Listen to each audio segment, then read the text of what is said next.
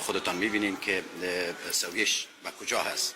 خدا خواست و ما کاری را کردم که خدای ناخواسته ما با روزی سردشار کدام قصه دیگه شویم و یا خدای ناخواسته از کدام زاویه دیگه خدای ناخواسته نامبدگی شود.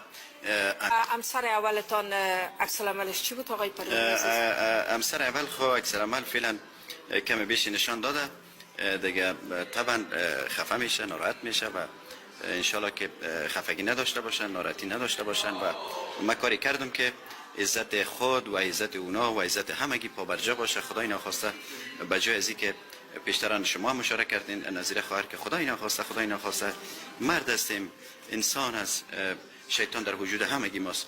خب میره لازم دانستم که خداوند در تقدیر ما آورد و بنکه اسلامی و به شرعی ما خانم دویم کردم و خدا را سپاسگزار خوشحال هستم و انشالله دعا میکنم که همینطور خوش و خوشحال و خندان تمامی اعضای فامیل محترم در کنار یکدیگر همگی ما باشیم. بسیار تبریک میگم برات آقا.